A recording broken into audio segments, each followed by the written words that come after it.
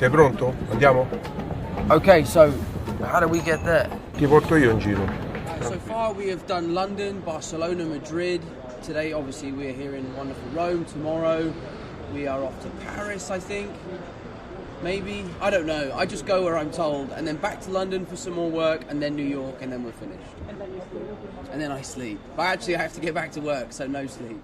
This movie is also, poor entertainment, but at the same time, at the core, there is the trust issues because people don't trust each other, and you actually see the relationship evolving between them in this sense. So what audience will learn from this side?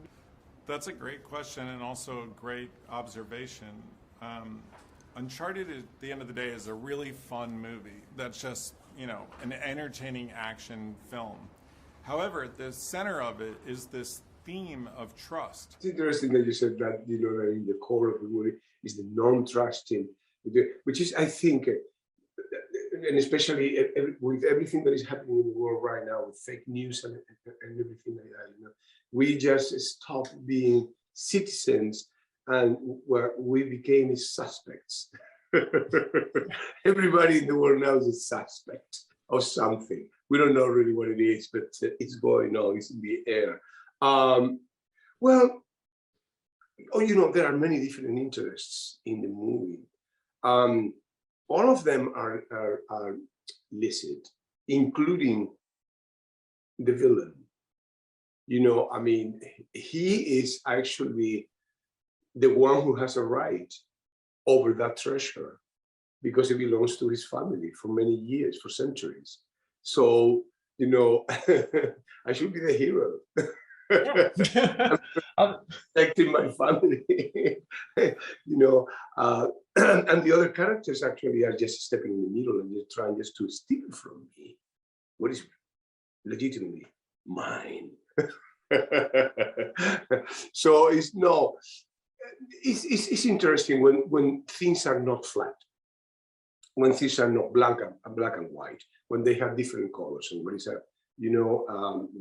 I love that type of characters, and I love that type of, even if it's an entertainment movie like this one, coming from a video game in which actually you can interact with the characters when you're playing the video game. Now we just give you the story done, but at the same time they have to have certain mysteries and the behavior even of my character. He's a well-mannered, polite, educated man who probably shows a little bit of internal violence, but you don't see it. It's not a guy that's just pointing guns and knives. It's not that type of villain, It's more kind of a politician.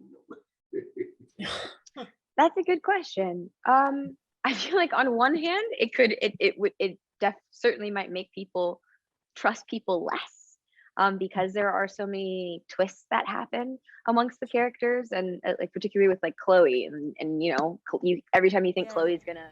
That's a good point. I actually hadn't really thought about it like that. I guess for so long I was just like, my dream is that people are just entertained, right? Like, if they leave having learned a lesson, that's a plus. But I relate to Chloe in that way, just the kind of like, I'm independent, I don't need anyone. But yeah, it doesn't feel like a villain in a certain way. It's villain in the eyes of the others, because as you were saying, he has a little bit of family issues. He wants to gain the love of his father back, and at the same time take the treasure that it's on his family. But in your opinion, how much your characters actually show that, how much can be dangerous to have an obsession and that just like that that drives you, to do some bad things? That is probably, you just touched the point of the character. Is that obsession what makes him, it loses values. Human values, obsessed with that idea, and there is nothing else, and he becomes, it's almost like a tunnel vision to that. It's not a guy who is able to negotiate with his life and just to play a game in which everybody can get something. No, it has to be mine. And in that kind of ambition, I think it's when he just gets into a spiral that is going to end up, with him. Victor, in a certain way, is also like a kind of a mentor for Nathan. Were you as well a mentor for Tom Holland on set? I certainly tried to be. You can ask him. Also, kids, they're young. When I was 25, I was lucky enough to work with a lot of people that I looked up to. So I did really appreciate them, take the time to ask questions, observe how they did things and get advice and try to learn from them. But at the same time, the other side of me also thought I knew everything and I didn't have to learn anything from anybody. So I think it's just kind of that balance. But yeah, I think, at the end of the day, to have, 30 some odd years of experience is pretty valuable. It was very important to us that the chemistry between Mark and I was authentic, and there's nothing worse than acting with someone and having to force the chemistry. I really think the audiences can feel it. So for me, we spent a lot of time together outside of the workplace. We played a lot of golf. We went on some nice dinners. And thankfully, our chemistry sort of blossomed naturally.